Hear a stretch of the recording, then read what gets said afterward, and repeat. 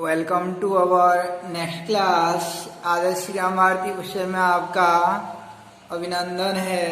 तो पूरी क्लास में आपको बताया जा रहा था कि तुल्यांकी भार को कैसे ज्ञात किया जाता है। अम्ल के लिए हो जाता है तुल्यांकी भार बराबर अणु भार बटे क्षारीयता, क्षार के लिए अणु भार बटे अम्लीयता, लवण के लिए अणु भार तुल्यांकी भार बराबर अणु भार बटे धनायन पर कुल आवेश।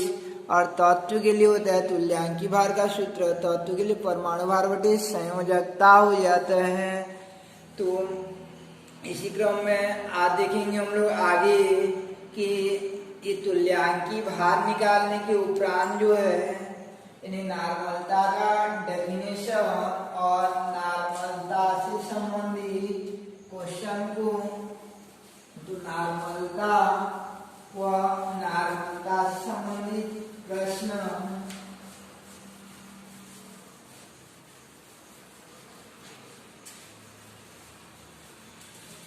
आपका नॉर्मलता बराबर सूत्र था, नॉर्मलता बराबर सूत्र था, नॉर्मलता बराबर था विलय की ग्राम तुल्यांक संख्या, विलय की ग्राम तुल्यांक संख्या, विलय की ग्राम तुल्यांक संख्या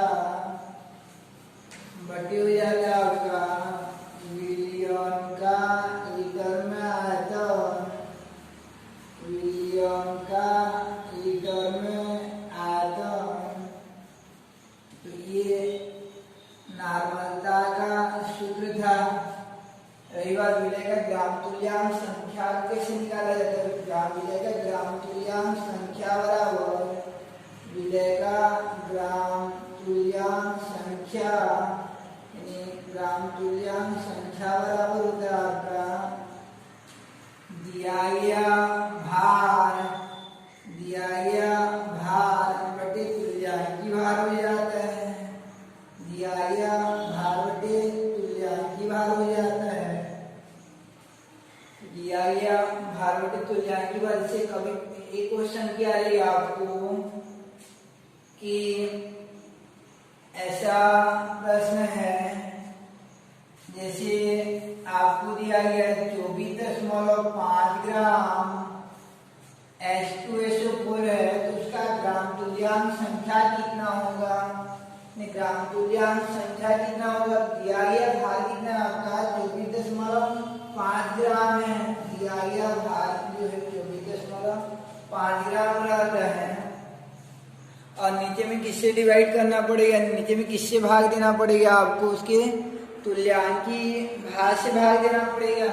तो H2SO4 का तुल्यांकी भार कितना हो जाता है, H2SO4 का तुल्यांकी भार होता है अणु भार बटे 2 यानी 98 बटे 49। यहाँ पे दिया गया भार को तुल्यांकी भार से भाग देते हैं 1 बटे 2 आएगा भाग देंगे तो इसे मूल निकालने के लिए आपको भाग दिया जाता है। दिया गया भार को अणु भार से भाग देते हैं डायरेक्ट, किंतु ग्राम तुल्यांक संख्या निकालने के लिए दिया गया भार को उसके तुल्यांकी भार से भाग दिया जाता है। अब देखते हैं हम लोग डेफिनेशन ऑफ नॉर्मलिटी यानी नॉर्मलता का परिभाषा। तो नॉर्मलता का परिभाषा के लिए कि कोई इस प्रकार से नॉर्मलता का परिभाषा हम लोग देंगे तो उसके लिए जैसे एक ड्रम ले जाएंगे और उसमें विलय को डालकर विलियन बना लेंगे। यानी पहले विलियन बनाया जाता है, मोलरता और नॉर्मलता पहले विलियन बनाया जाता है, विलय यानी मोलरता में बाद में विलियन बनाए जाते हैं। तो पहले विलियन बना लेंगे और इसका 1 लीटर विलियन को बाहर निकाल लाएंगे, 1 लीटर विलियन को बाहर निकाल लाएंगे। और इस 1 लीटर विलियन में अगर विलय का ग्राम तुल्यांक संख्या 1 आ जाता है तो उसकी नॉर्मलता 1 होगा। इस 1 लीटर विलियन में विलय के ग्राम तुल्यांक संख्या 1/2 आएगा तो नॉर्मलता 1/2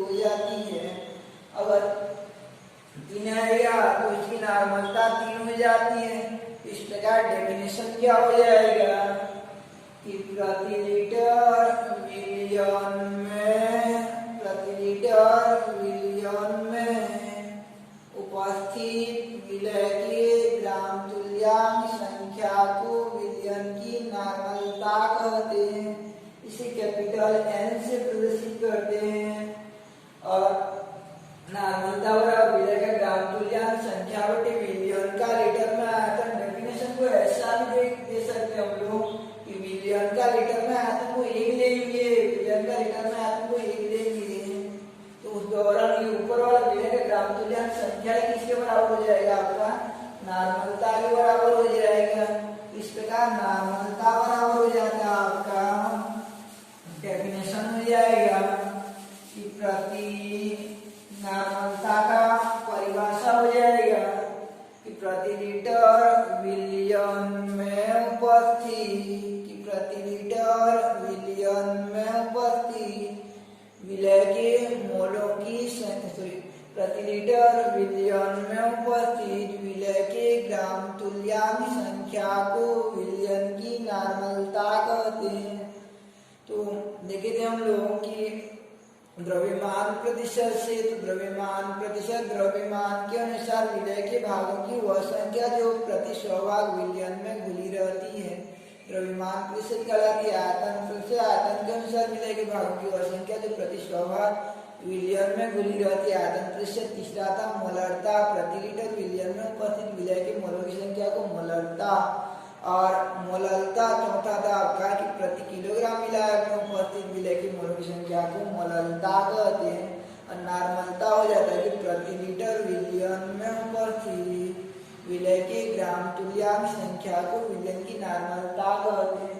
अब इस बेस पर हम लोग देखते हैं न्यूमेरिकल क्वेश्चन को कि आपका प्रश्न कैसा रहेगा, यानी प्रश्न क्वेश्चन कैसा रहेगा आपका कि नॉर्मलता से संबंधित न्यूमेरिकल क्वेश्चन। जैसे ये रहेगा आपका प्रश्न कि पहले नॉर्मलता का परिभाषा हो गया प्रति लीटर विलयन में, यानी प्रति लीटर विलयन में उपस्थित विलय के ग्राम तुल्यांक संख्या को विलयन की नॉर्मलता कहते हैं। प्रति लीटर विलयन में उपस्थित विलय की ग्राम तुल्यांक संख्या को विलयन की नॉर्मलता कहते हैं। नॉर्मलता और विलय की ग्राम तुल्यांक संख्या बटे विलयन का लीटर में आयतन, ग्राम तुल्यांक संख्या पर दिया गया भार बटे तुल्यांकी भार। और तुल्यांकी भार को निकालने के लिए इस प्रकार अलग अलग सूत्र होता है। तुल्यांकी भार पहले अम्ल के लिए होता है, तुल्यांकी भार अणुभार बटे क्षारीयता, क्षार के लिए अणुभार बटे अम्लीयता, और लवण के लिए तुल्यांकी भार बराबर अणुभार बटे धनायन पर कुल आवेश, और तत्व के लिए तुल्यांकी भार हो जाता है परमाणु भार बटे संयोजकता। अब देखते हैं हम लोग इसका न्यूमेरिकल क्वेश्चन। जैसे आपको क्वेश्चन दिखाई दे रहा है कि 5.3 gram sodium carbonate, 5.3 gram sodium carbonate, 250 ग्राम जलीय विलयन है। 5.3 ग्राम सोडियम कार्बोनेट का 250 ग्राम जलीय विलयन है, तो विलयन की नॉर्मलता ज्ञात कीजिए। यानी क्वेश्चन में नॉर्मलता ज्ञात करना है। दिया गया भार है आपका सोडियम कार्बोनेट का भार दिया 5.3 ग्राम, और विलयन का यानी वो 250 ml है, 250 ml विलयन है। यानी क्वेश्चन इस प्रकार से आपका कि 5.3 ग्राम सोडियम कार्बोनेट 250 ml जलीय विलयन है, तो विलयन की नॉर्मलता ज्ञात कीजिए। तो ये क्वेश्चन को हम लोग कैसे बनाएंगे उसको देखते हैं। तो ये प्रश्न को इस प्रकार से बनाएंगे। तो ये प्रश्न को कैसे हल करेंगे, तो नॉर्मलता के लिए क्या चाहिए, विलय की ग्राम तुल्यांक संख्या बटे विलयन का लीटर में आयतन। विलयन का लीटर में आयतन निकालना आता है हमको, कैसे करते हैं 1000 से भाग दे देते हैं तो विलयन का लीटर में आयतन निकल जाता है। रही बात ग्राम तुल्यांक संख्या निकल जाता है तो हमारा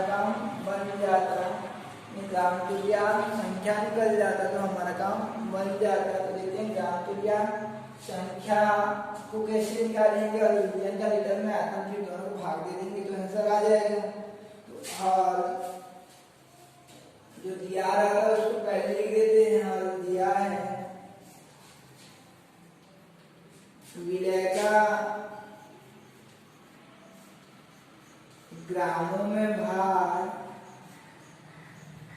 विलय का ग्रामों में भार बराबर दिया आपका कितना ग्राम, 5.3 ग्राम। और हम लोग मोलरता और मोलरता वाला क्वेश्चन में अणुभार को लिखी थी, लेकिन ये प्रश्न में जो है हम लोग लिखेंगे कि विलय का ग्रामों में भार दिया है, और दूसरा लिखेंगे कि इसका तुल्यांकी भार कितना है।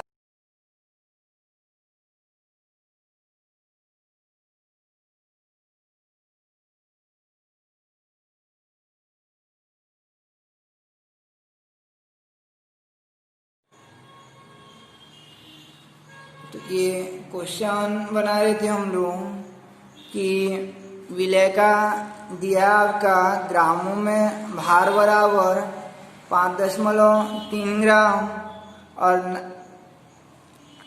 और दूसरा निकालना पड़ेगा उसका कि विलय का ग्रामों में भार दिया है 5.3 ग्राम, दूसरा अणुभार ना निकाल कर क्या निकालते हैं हम लोग, तुल्यांकी भार। तो Na2CO3 का तुल्यांकी भार निकालेंगे, विलय का ग्रामों में भार बराबर हो गया आपका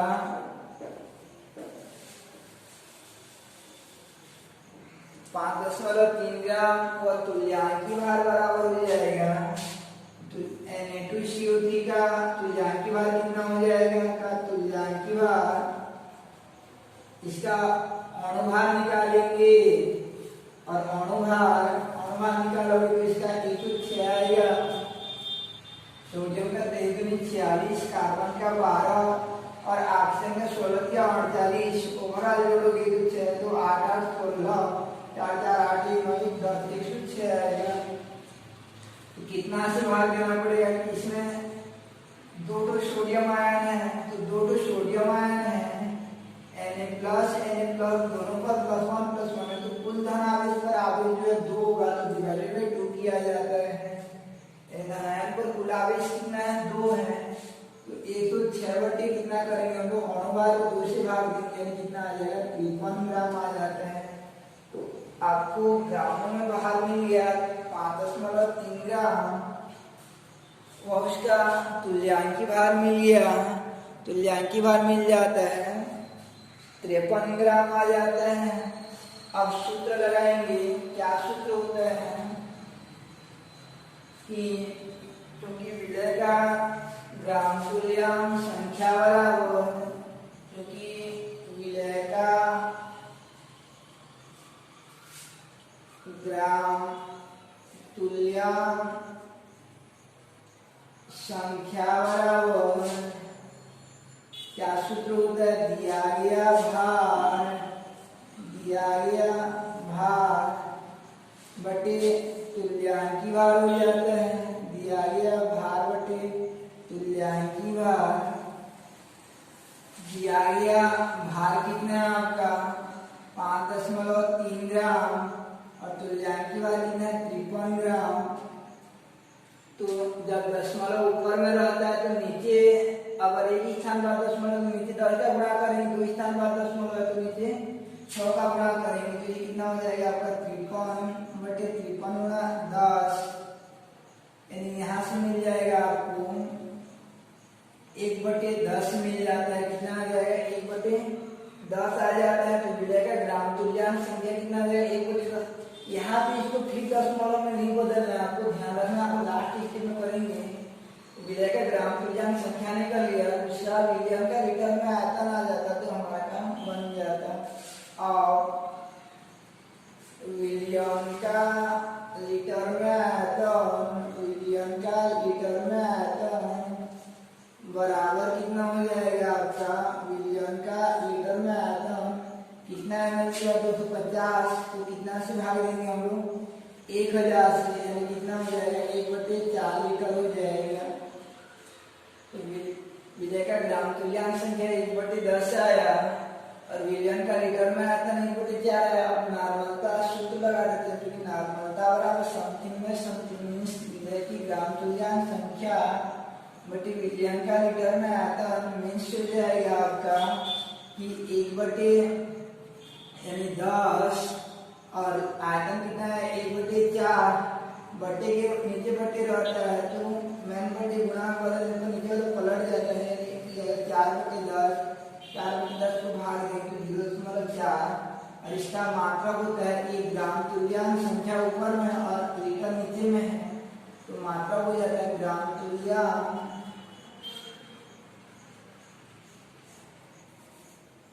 प्रति लीटर हो जाता है। मात्रा हो जाता है ग्राम तुल्यांक प्रति लीटर, जिससे उसमें मोल प्रति लीटर होता है, इसका ग्राम तुल्यांक प्रति लीटर हो जाता है। तो इस प्रकार से ये नॉर्मलता से संबंधित न्यूमेरिकल क्वेश्चन था। आपका प्रश्न क्या था कि प्रश्न इस प्रकार से था 5.3 ग्राम 5.3 ग्राम सोडियम कार्बोनेट, यानी 5.3 ग्राम सोडियम कार्बोनेट में 250 ml जलीय विलयन, यानी सोडियम कार्बन 250 ml जलीय विलयन है, तो विलयन की नॉर्मलता याद कीजिए। तो क्वेश्चन को हम लोग कैसे स्टार्ट किए थे? हल बनाना स्टार्ट किए थे, तो हल दिया है कि विलय का ग्रामों में भार बराबर 5.3 ग्राम और तुल्यांक की भार बराबर 106/2 यानी 53 ग्राम, क्योंकि विलय का ग्राम तुल्यांक संख्या बराबर दिया गया भार बटे तुल्यांक की भार मीन्स हो जाएगा 5.3/53 मीन्स 53/53 गुणा 10, 53 कट जाएगा तो 1/10 आ जाता है, नीचे में आता है।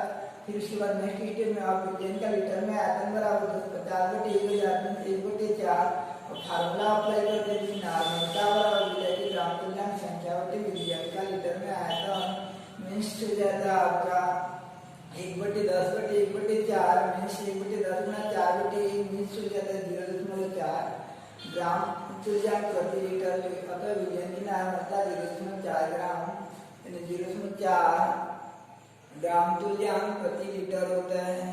इस प्रकार हम लोग देख रहे थे विलयन की सांद्रता को अभिव्यक्त करने वाले कारकों में ये नॉर्मलता था।